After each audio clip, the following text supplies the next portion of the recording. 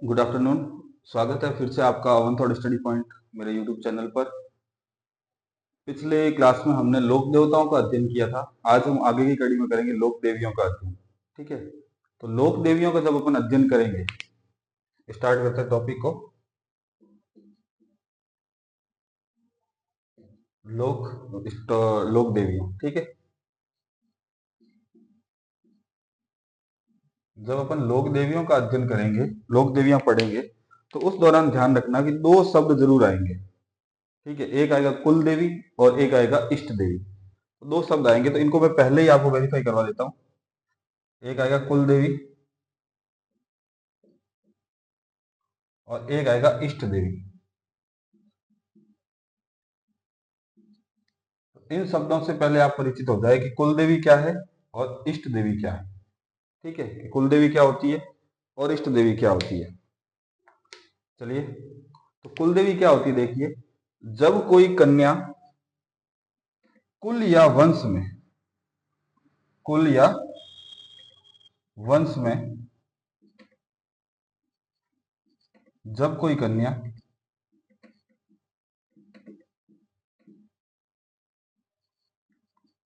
कुल या वंश में जब कोई कन्या होती है, तो कुल या वंश में जब कोई कन्या जन्म लेती है,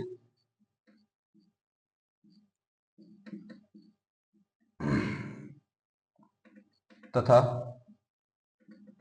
उसकी मृत्यु के बाद, उसकी मृत्यु के बाद उसे देवी के रूप में पूजा जाता है। उसे देवी के रूप में पूजा जाता है। तो वो तो कहलाएगी हमारी कुल देवी। जैसे कोई कुल के अंदर कोई महिला है या कोई बच्ची है, उसने उस कुल में जन्म लिया और उस कुल में जन्म लेने के बाद में थोड़े टाइम बाद में उसकी मृत्यु हो जाती है और मृत्यु होने के बाद में उनके चमत्कारों से प्रभावित होकर उनको पूजा जाने लगता है, तब वो तो कहलाती है कुल देवी। अब इष्ट देवी क्या होती है? तो इष्ट देवी क्या होती है? वह देवी, वह देवी जिसका इष्ट मानकर, जिसका इष्ट मानकर आराधना की जाती है, आराधना की जाती है। तो वो तो क्या कहलाएगी? इष्ट देवी, या इसको अपन आराध्य देवी के रूप में भी जानते हैं। या इसको क्या कहते हैं? आराध्य देवी।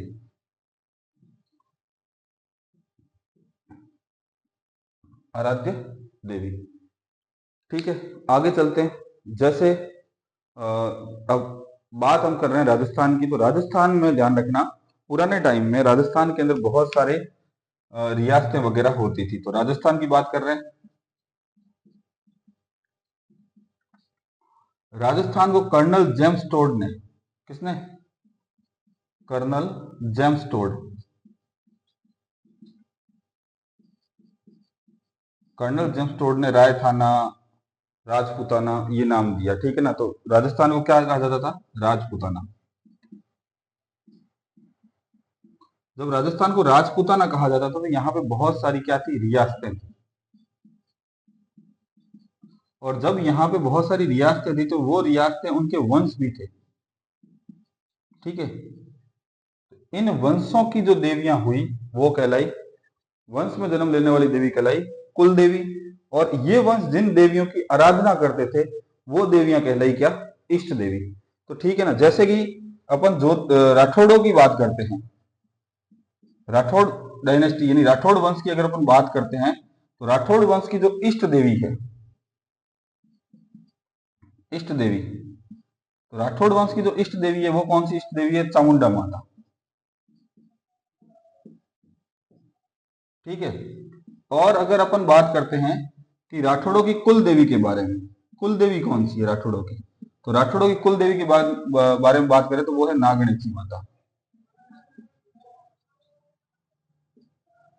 ये फॉर एग्जाम्पल मैंने आपको बता दिया है। तो एक बार वापस देख लेते हैं इस बात को।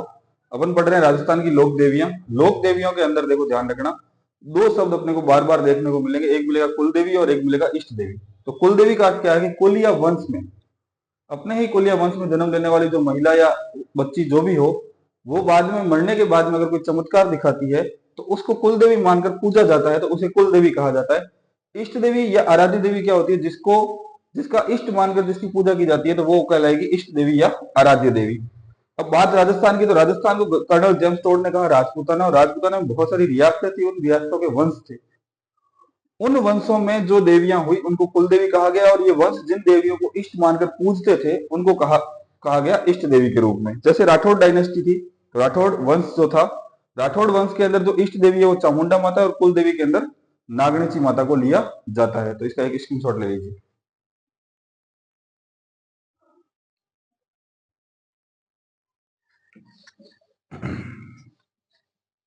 इसी कड़ी में आगे चलते हैं। आज हम जिस देवी की चर्चा करेंगे यहाँ पे, वो है जमुआय माता। पहली देवी का नाम लिखते हैं अपन, जमुआय माता।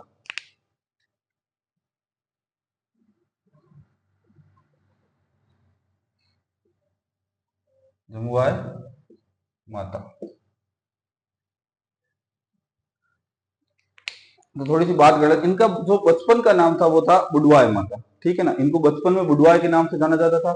ये कछवा डायनेस्टी, जो ढूंढाड़ क्षेत्र, जयपुर, जयपुर दोसा, ये जो इलाका है, तो यहाँ की डायनेस्टी की ये इस वंश की कुल देवी है, कछवा वंश की कुल देवी थी ये। इनका जो मंदिर है वो रामगढ़ या जमुआ रामगढ़, या उसको पुराना नाम है मांची, जो कि जयपुर में स्थित है, वहां पर बना हुआ है। इनके मंदिर का निर्माण जो है वो दुल्हे राय ने करवाया था, ठीक है। दुल्हे राय, ढोला राय, कहीं कहीं तेज कंवर भी उनका नाम मिलता है, कहीं कहीं उनका नाम ढोला भी मिलता है। ढोला और मरवणी प्रेम कहानी है, वही ढोला।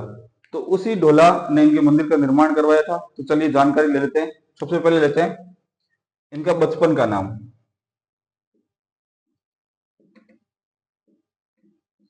बचपन का नाम, तो इनको बचपन में बुडवा बोला जाता था, ठीक है। माता, ढोला और मारू पढ़ा है आपने कभी, तो माता इनकी जो थी मरवणी, या मारू कह सकते हैं अपन, ठीक है ना। माता को माता का नाम मारू भी कहते हैं, कहीं मारूनी भी आता है, ठीक है ना, मरवणी भी आता है। और पिता, पिता जो इनके थे, इनका नाम था दुल्हे राय। दुल्हे राय बहुत सुंदर थे, दुल्हे जैसे दिखते थे, तो इनका नाम ही पड़ गया दुल्हे राय। या कहीं कहीं इनका पड़ता है धौड़ा राय। कहीं कहीं साहित्यों के अंदर इनको तेज कंवर भी कहते हैं। और कि जिस नाम से प्रसिद्ध है वो नाम है ढोला, ठीक है ना, ध्यान रखना। बचपन का नाम बुडवाय, माता का नाम मारू या मारूनी, पिता का नाम दुल्हे राय या धोला राय, ठीक है। या तेज कंवर भी मिलने को मिलता है, और कहीं कहीं इनका ढोला भी नाम जानने को मिलता है। इनका जो मंदिर है, मंदिर के बारे में भी चर्चा कर लेते हैं। मंदिर कहाँ स्थित है, इनके मंदिर की लोकेशन क्या है, मंदिर की लोकेशन। तो मंदिर की लोकेशन ध्यान रखना। प्राचीन नाम, अभी का नाम, जो प्रेजेंट नाम है वो है जमुआ रामगढ़। एक सेकंड, अभी का नाम है जमुआ रामगढ़, ठीक है। जमुआ रामगढ़ से पहले नाम था रामगढ़, और रामगढ़ से भी पहले नाम था रामगढ़। पहले नाम था जमुआ रामगढ़, फिर हुआ रामगढ़। रामगढ़ से भी पहले जो इनका नाम था वो था मांची, ध्यान रखना, मांची, ठीक है। और ये कहाँ स्थित है, ये तीनों एक ही जगह के नाम है, जमुआ रामगढ़, या उसका पुराना नाम था रामगढ़, रामगढ़ से भी पुराना नाम था मांची। ये कहाँ स्थित है, जयपुर के अंदर, ठीक है, जयपुर के अंदर स्थित है। ये सामान्य जानकारी हुई। तो अब अपन बात कर लेते हैं कि इनके मंदिर का निर्माण किसने करवाया। इस मंदिर का, जमुआ माता के मंदिर का निर्माण किसने करवाया, तो निर्माण करवाते हैं दुल्हे राय खुद।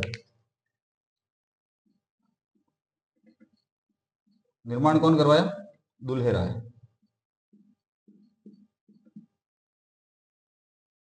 ठीक है। या कहते हैं डोला। जल्दी से स्क्रीनशॉट ले लीजिए, फिर थोड़ी सी और स्टोरी है वो बता देता हूँ।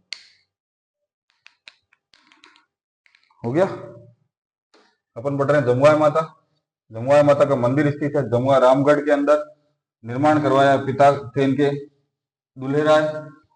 अब बात कर लेते हैं कि ये थोड़ा दुल्हे राय के बारे में भी बातचीत कर लेते हैं। ढूंढाड़ प्रदेश, आप जानते हो ढूंढाड़ प्रदेश, कौन से प्रदेश को ढूंढाड़ क्षेत्र कहा जाता है? तो अपन जब पुराने राजस्थान का मैप लेते हैं तो उसके अंदर इस टाइप का एक प्रदेश आता है, ऐसा बना हुआ। तो ये प्रदेश कहलाता है ढूंढाड़ क्षेत्र, ठीक है ना, ढूंढाड़ प्रदेश। तो ढूंढाड़ प्रदेश जो था, ढूंढाड़ प्रदेश में इसमें कछवाहा वंश था। कौन सा वंश था? कछवाहा वंश। तो कछवाहा वंश की स्थापना करने वाला कौन था? कछवाहा वंश। कछवाहा वंश, इसकी स्थापना करने वाला था दुल्हे राय, ठीक है, या इसको डोला भी कहते हैं। इसने कछवाहा वंश की ढूंढाड़ क्षेत्र प्रदेश में स्थापना की और दौसा को सबसे पहले अपनी राजधानी बनाया, ठीक है। दौसा के बाद जो राजधानी बनी वो बनी मांची। ध्यान रखना, ये खुद को राम के पुत्र लव का वंशज मानते थे। किसका? राम के पुत्र लव का वंशज मानते थे, इसलिए इन्होंने मांची का नाम बदल के क्या रख दिया? रामगढ़ रख दिया। क्या नाम रख दिया? रामगढ़। तो ध्यान रखना, सबसे पहले कछवाहा वंश की स्थापना करता है दुल्हे राय और दौसा को अपनी राजधानी बनाता है, बाद में राजधानी बनाता है मांची को। तो इन दोनों को राजधानी किसने बनाया? राजधानी किसने बनाया? बनाता है दुल्हे राय। इन दोनों क्षेत्रों को अपनी राजधानी बनाता है दुल्हे राय। फिर राजधानी बनती है आमेर, ठीक है ना। फिर कछवाहा वंश की राजधानी कौन सी बनती है? आमेर बनती है। अब आमेर को राजधानी कौन बनाता है? कोकिल देव बनाता है। इसी वंश में आगे चलकर एक आदमी आता है कोकिल देव, कछवाहा वंश का ही है, वो राजधानी बनाता है किसको? आमेर को राजधानी बनाता है। फिर राजधानी बनती है कौन सी? ध्यान रखना, इसके बाद और एक राजधानी बनती है, वो बनती है जयपुर। तो जयपुर को राजधानी किसने बनाया?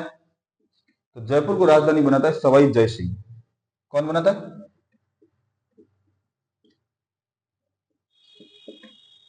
ये छोटे छोटे क्वेश्चंस है, कभी डायरेक्ट पूछ भी लिए जाते हैं कि दौसा और मांची को सर्वप्रथम कछवाहा वंश के किस शासक ने राजधानी बनाया? तो वो बनाता है कौन? दुल्हे राय बनाता है। आमेर को राजधानी कोकिल देव और जयपुर को बनाता है सवाई जय सिंह। मांची का पहले नाम मांची का इन्होंने लव के वंशज होने के कारण बाद में इन्होंने मांची का नाम जो था वो रामगढ़ रख दिया। इन रामगढ़ और दौसा दोनों को राजधानी बनाया था दुल्हे राय ने। दुल्हे राय के टाइम में दोनों राजधानियां चेंज हुई थी। अब चलते हैं आगे, बात करते हैं। इसको प्रेम हो जाता है किससे? मारुनी से, मारुनी से या मारू से। किसको प्रेम हो जाता है? दुल्हे राय को। और इन दोनों से एक पुत्री का जन्म होता है, इन दोनों से एक पुत्री का जन्म होता है जिसका नाम था बुडवाय। क्या नाम है? बुडवाय। और यही बुडवाय, बचपन में इनकी मृत्यु हो जाती है बुडवाय की, और यही बुडवाय आगे चलकर क्या कहलाती है? जमुआय माता। तो यही बुडवाय आगे चलकर इनका एक बन जाती है जमुआय माता।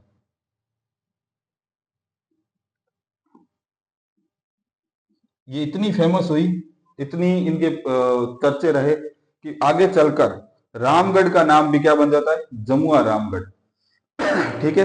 तो ये आज अपन ने टॉपिक स्टार्ट किया लोक देवियां। ध्यान लगाकर एक एक हर एक चीज के नोट्स बनाना, उससे आपको ज्यादा से ज्यादा फायदा मिलेगा। कॉम्पिटिशन एग्जाम आपके आगे आ रहे हैं, सेकंड ग्रेड थर्ड ग्रेड के एग्जाम भी आ रहे हैं, उसके साथ साथ उसमें भी ये काम आएंगे सारे के सारे। सेकंड ग्रेड में भी काम आएंगे, थर्ड ग्रेड में भी काम आएंगे। उसके अलावा भी आगे काम एग्जाम आ रहा है पशु परिचर का, उसमें भी ये काम आएंगे। तो जितना हो सके आराम से बैठ के नोट्स बनाइए। जितना लिखोगे, जितना नोट्स बनाओगे, ये आपके आगे चलकर आपको ये फायदा देगा। सब्सक्राइब करते रहिए। Thank you.